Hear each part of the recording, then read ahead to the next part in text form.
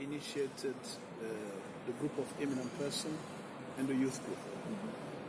We had a first conference, international conference of youth group in Moscow, sponsored by the government of Russia, the Ministry of Foreign Affairs and then the Science and Technology with MEFI. And at that time we didn't have this merger, the nexus between science and diplomacy. Now we're offering an opportunity where we bring we bring youth group member and GEM members to be together, because the GEM members are mostly experienced people who have known either the negotiation or the time of nuclear weapon testing. So bringing them together in Kazakhstan, where during the Soviet Union we had the most nuclear test explosion, has a double meaning. First, for them to see the legacy of nuclear testing, and then to look forward to the future, to prepare a world without nuclear testing, as we all strive to build a world without nuclear weapons. And this is what we want, and we want the next generation to be able to understand the past, to prepare for the future. So, if you ask me what's the outcome, the youth group member should be best placed to tell you what the outcome, because they probably have been certainly impressed by what they've seen or they will see in Kazakhstan, and they're also impressed by this first opportunity that is offered to them to talk and exchange with people who have such great experience in the history of non-proliferation and disarmament. And this is exactly what I wanted to achieve. If we reach that objective, then I'm happy.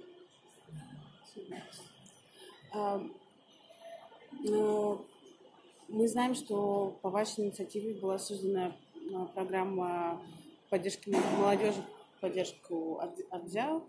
Как вы считаете, какие перспективы этой программы и что она даст в будущем?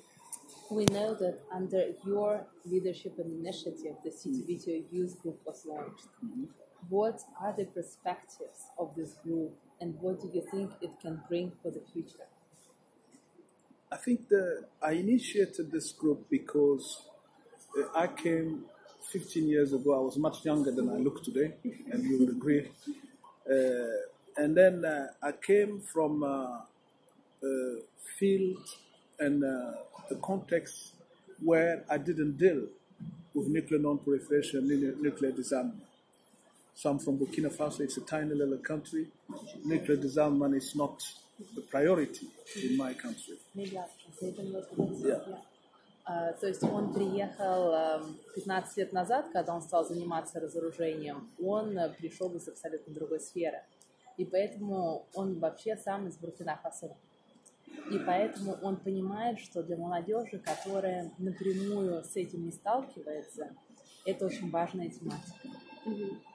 So when I took my own story and how I got to learn more about non-proliferation and disarmament, and the importance of this topic for world peace, stability, and security, I felt that moral obligation to get many more people engaged in this issue. And the best way to do that was to take the younger generation, for them to learn about it, because they're the one who will know the world free of nuclear weapons. We hope to see it, but what we have to make sure is that we prepare the ground for it to happen. It's been a long process. I mean, this started 73 years ago after the bombing of Hiroshima and Nagasaki, when people say, we shouldn't do this, we should never do it again. So this movement is something that has been long going and long going. То есть я, когда все это начал, я вспоминал себя в молодости и понимаю, что, возможно, я увижу, возможно, не увижу мир, в котором будет запрещено ядерное тестирование. Но мы хотели бы, чтобы те ребята, которые сейчас участвуют в нашей молодежной группе, они продолжали работать над этой темой. И чтобы благодаря им эта цель была в ближайшее время достигнута. Замечательно. Тогда вопрос вдогонку. Может быть...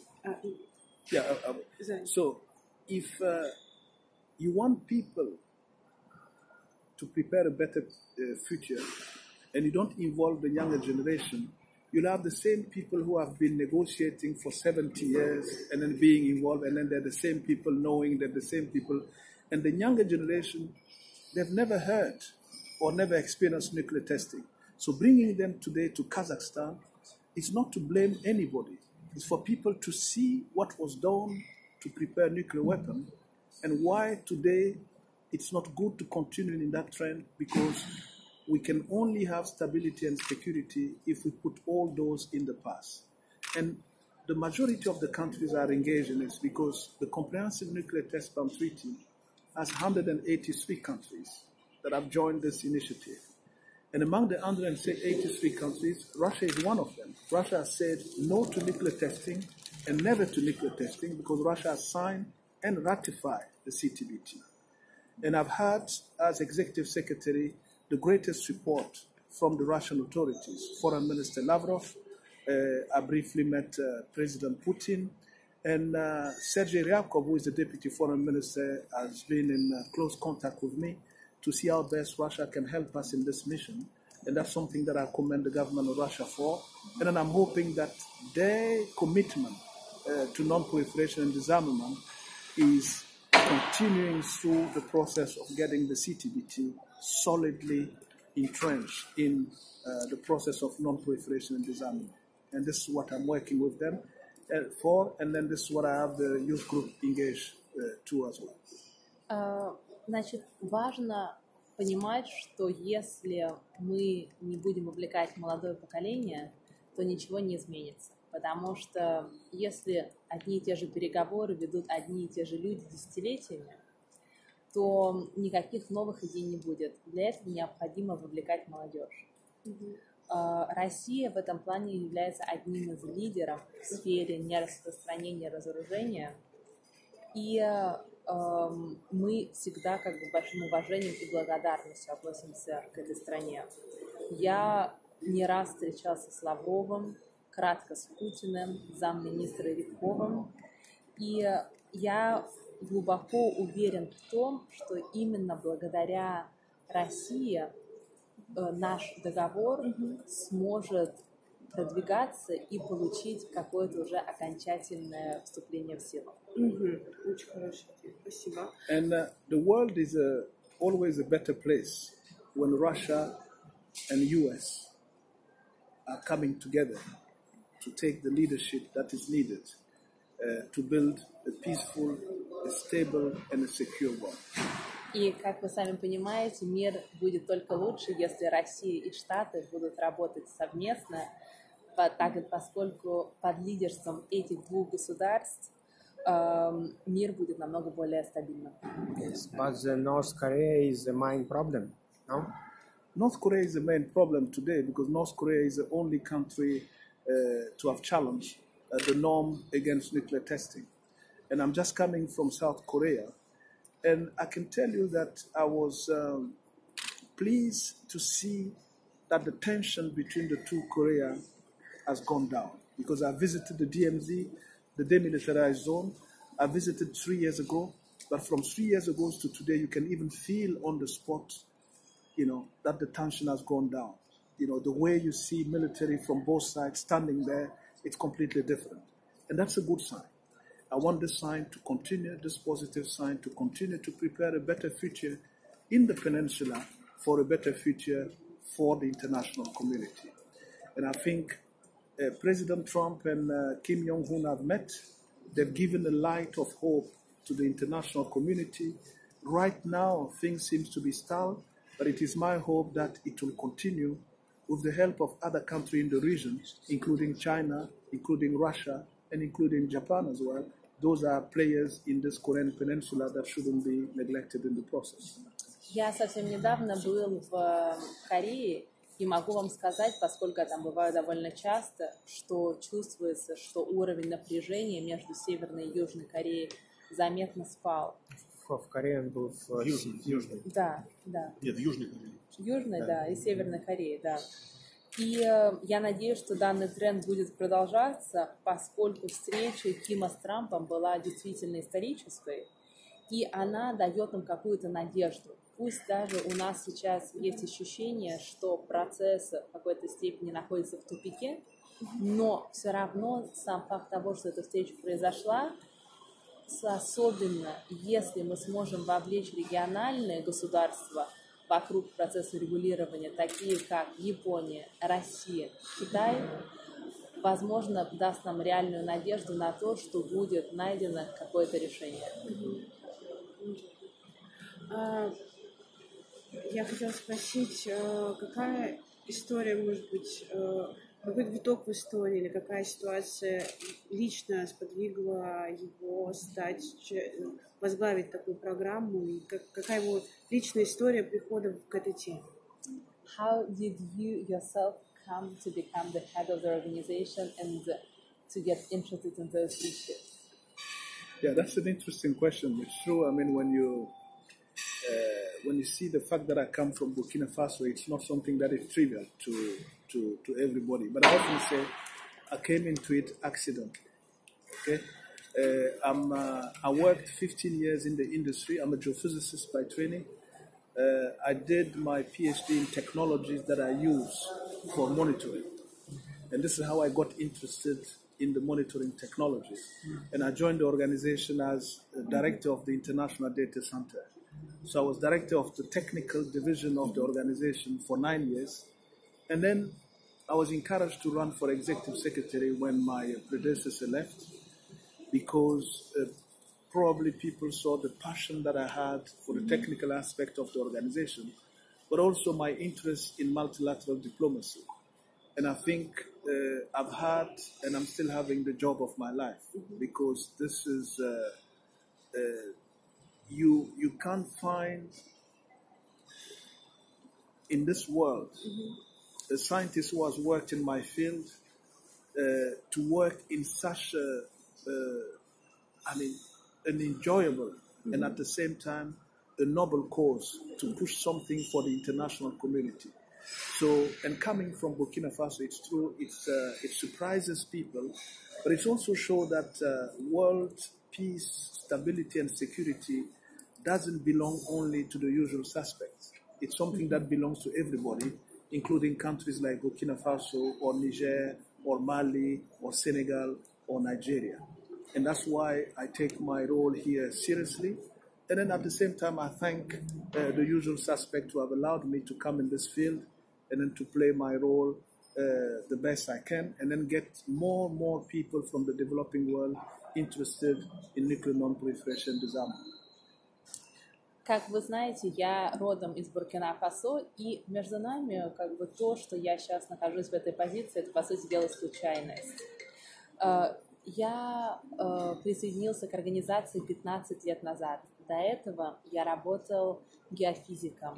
У меня есть степень доктора наук геофизики, и как раз это и есть та технология, которая используется нашим международным центром данных, одной из подчастей ВЗЯ. И когда я пришел, я возглавил этот центр данных, и через 9 лет после ухода предыдущего исполнительного секретаря мне посоветовали, предложили выдвинуться на эту позицию. И честно вам скажу, что это моя любимая работа. Это работа всей моей жизни по двум причинам. Во-первых, потому что это благородное дело. То есть мне нравится то, что я делаю, работать на разоружение, это благородно.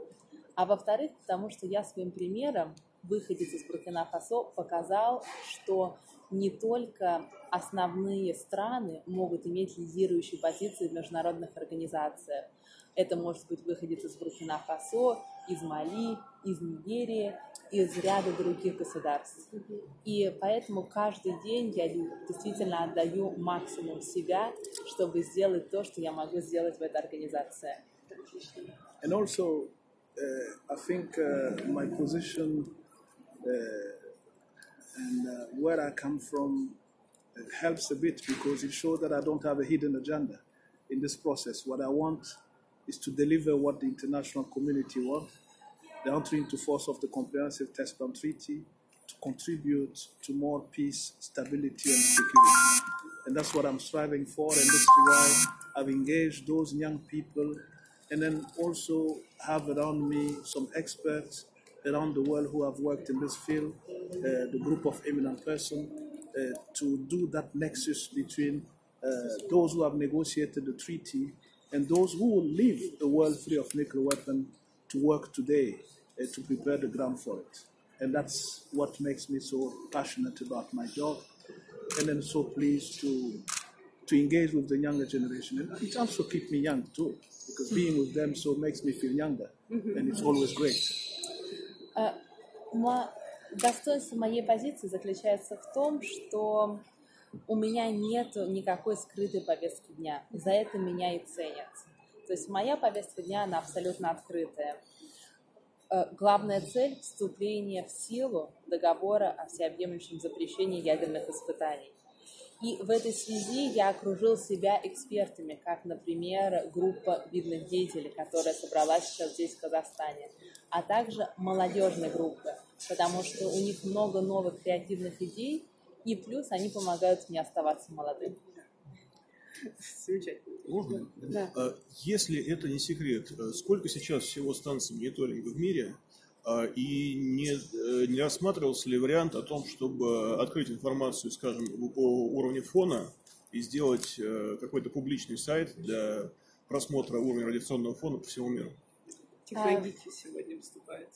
If it's not a secret, how many IMS stations are there in the world today? And is it possible to get any information, like in open access, about the level of radionuclide backgrounds, yes, in the world? Yeah, of course, we have right now 300, up to 300 stations that are widely distributed but installed and certified in the planet. Okay? And Russia is hosting a number of them, and the United States as well. United States hosts the largest number of international monitoring stations. They contribute to the operation and maintenance of those stations. They participate in the working and the build-up of the verification regime. So does Russia and most of the bigger players who have had experience in nuclear testing or nuclear test monitoring. So the planet is well covered, and the planet, the coverage of the planet has been demonstrated again and again by the capacity of the international monitoring system of the CTBT to detect every single one of the 6 nuclear tests by the DPRK. We are and we remain the only international institution to be able to give detailed and technical specification about what happened on this planet.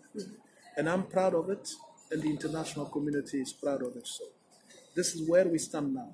You mentioned the background of noble gas. Of course, we have noble gas station, including in Russia. We have Uzurix, that hosts one of the key noble gas stations in Russia. So we're trying to develop and improve the operation of this station, but we are hopeful that it will be in good working conditions soon. But this station has been contributing to the detection of noble gas potentially coming from the Korean Peninsula. But also, Russia has been key as well in contributing to the monitoring of the station, the monitoring of any event in that region. So does the United States in many other places in the world, and so does Japan in many other countries. Including what we do, we've engaged in understanding the level of radioactive noble gas in the planet by doing more research and more understanding, because the better you understand the background, the better you be able to discriminate what is the natural release from medical isotope, for instance, and what would be the anomaly that will come from a potential nuclear test explosion. And of course, we're working with scientists at the CTBT, and you can't stop scientists from digging and digging to improve the monitoring capability of the international monitoring system. And this is what we're doing with the help of the United States, with the help of Russia, with the help of France, with the help of UK, and then with the help of Germany, and then many other countries that are participating in this type of research. And I can tell you the reason why we have the series of science and technology conferences in Vienna for the CTBT and on nuclear test monitoring is to be able to open ourselves to the rest of the world, to not close ourselves and then say we know it all, but to present our problem to the rest of the world so that they can help us resolve through research and development project what we're developing in Vienna. And that has been going quite well. Вы, возможно, знаете, что у нас сейчас в мире уже 300 сертифицированных станций. То есть, по сути дела, на 90% уже закончена вся система установок этих станций.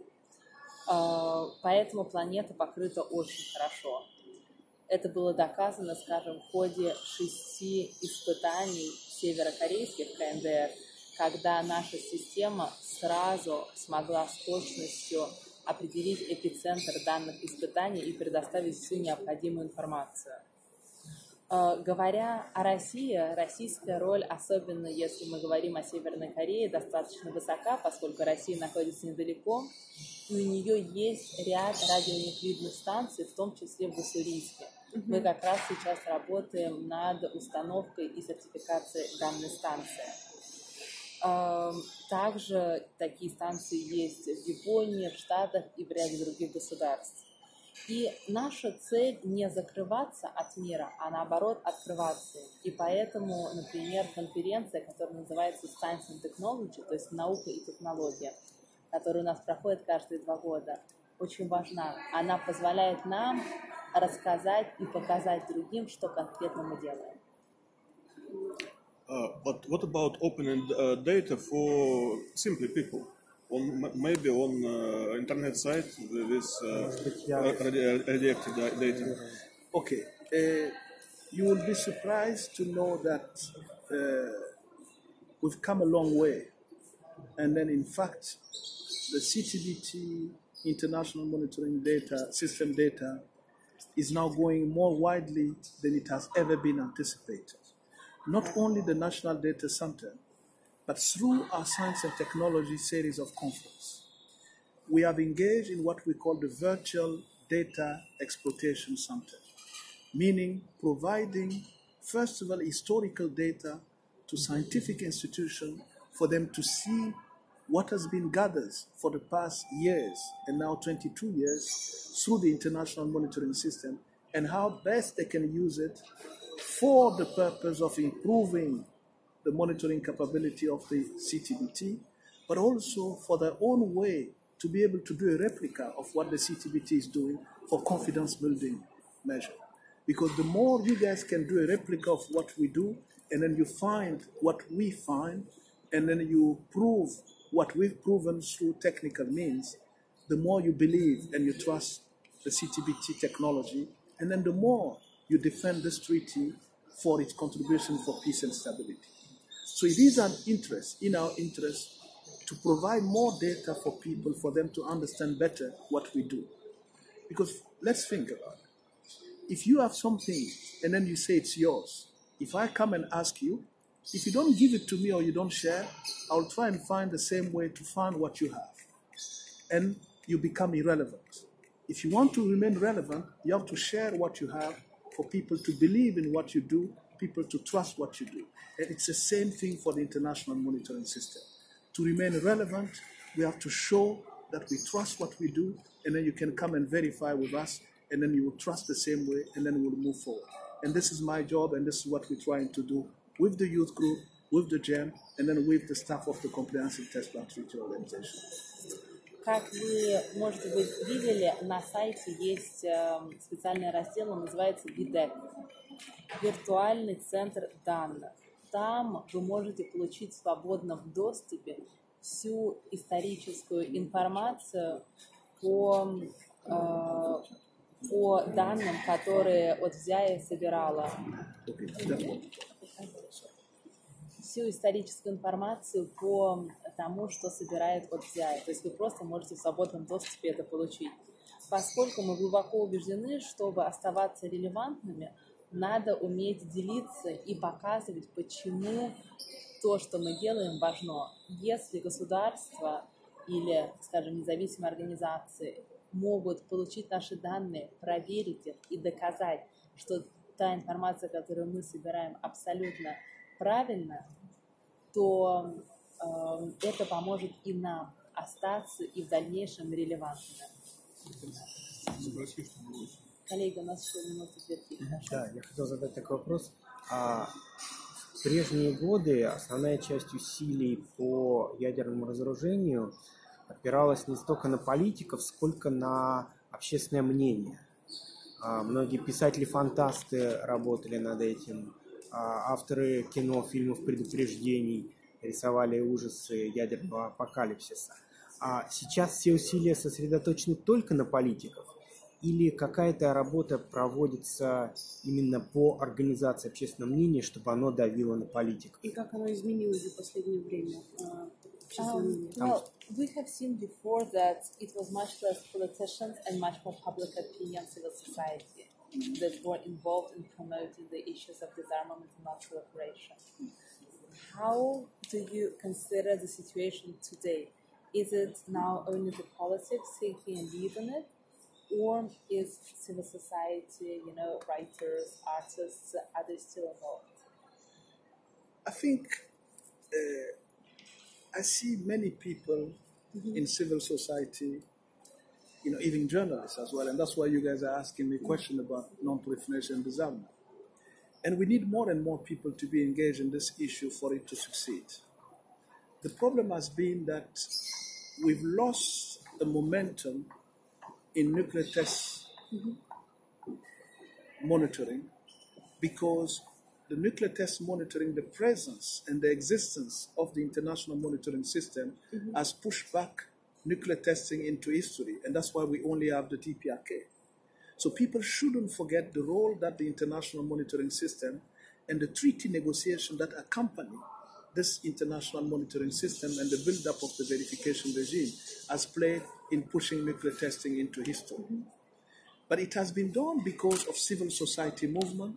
It has been done because some politicians have taken the leadership, and it has been done because some people from the academy, from science and technology institution have taken leadership to push back the genie in the bottle.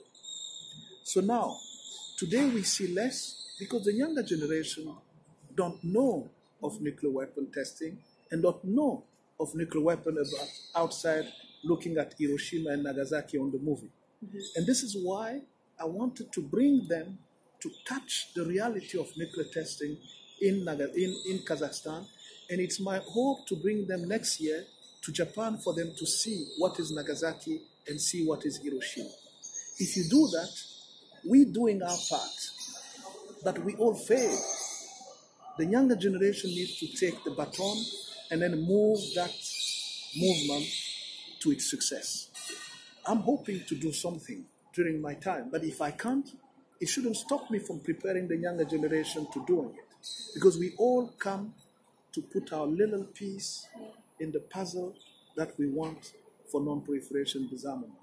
You shouldn't be frustrated because you won't be able to achieve it, but you should be happy that you've put your part for other people to build on top and others to build on top, because you remain convinced that in the end you will achieve your goal. And that's what I'm trying to do, and that's what keeps me passionate about this job. Вообще работа по нераспространению разоружения – это как пазл. То есть каждый делает свой небольшой вклад, и получается общая картинка. Я считаю, что вообще сам процесс, как и вы сказали, был запущен благодаря гражданскому обществу, благодаря инициативам журналистов и так далее. И поэтому мы сегодня с вами здесь и общаемся, скажем. Что важно, что именно благодаря вашим инициативам мы сейчас имеем хорошо функционирующий режим по запрещению ядерных испытаний. Поэтому, кроме одного государства, КНДР, ни одна другая страна за последние 20 лет не проводила ядерных испытаний. И это очень важно. Конечно, нам сейчас важно об этом не забывать. И в какой-то степени трудно объяснить молодому поколению, почему данный вопрос важен. Ведь столько лет назад не было никаких, скажем, ядерных взрывов в Хиросиме и Нагасаки в прошлом. Но именно из-за этого я и привез ребят сюда, в Курчатов, чтобы они своими глазами увидели ядерные испытания, вот где проводились, И на следующий год мой план съездить в Японию, в Хиросиму и Нагасаки, и там же показать молодому поколению, как и что произошло в тот трагический период в 1945 году.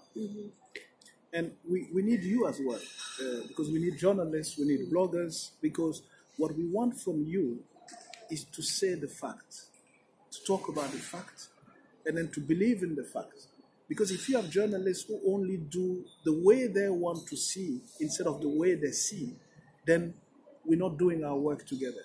What I want you to do in meeting those young people is to be able to translate what you feel from what they say, what you feel from their own feeling by being in Kazakhstan and then touching the reality of nuclear testing and what is their dream for the future.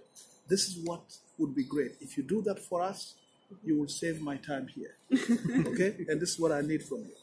И поэтому, конечно, мы нуждаемся в вас, чтобы вы говорили с этой молодежью, освещали их мысли и находили какой-то с ними общий контакт. И тогда я вам буду очень благодарен. Спасибо. Можно прям последний вопрос? Я знаю. Вопрос заключается в следующем. Поскольку мы в Казахстане, как вы находите роль Казахстана в военном разоружении? Можно коротко? Это не маленький вопрос. Да, согласна. What do you think about Kazakhstan in the disarmament process? Look, I've said something to President Nazarbayev yesterday, and I think I was happy and honored to have spent some time with him, and then to also realize that he's really passionate about disarmament and non-proliferation. Why? Kazakhstan and Japan both have moral obligation, as I think, with regard to disarmament and non-proliferation. Kazakhstan for having suffered the biggest number of nuclear test explosions. So it's their responsibility to accompany the CTBT in putting nuclear testing to history. Together with Japan, who has suffered the first and the only nuclear bombing, Japan and Kazakhstan should work hand in hand with the CTBT to ban nuclear testing and to prepare a world free of nuclear weapons. It's a long process, as I told you. No one can think that he can wake up in the morning and then stop nuclear weapon from the planet one day, just like that. It will not happen. That's not the way it works. If it was happening, we wouldn't wait 73 years and then still not achieving it. We have to take into account treaties like the Comprehensive Test Ban Treaty, treaty like the NPT, the Non-Proliferation Treaty, and make sure that we implement them fully as we prepare this world that we all strive for, a world free of nuclear weapons. And you guys can help to that effect.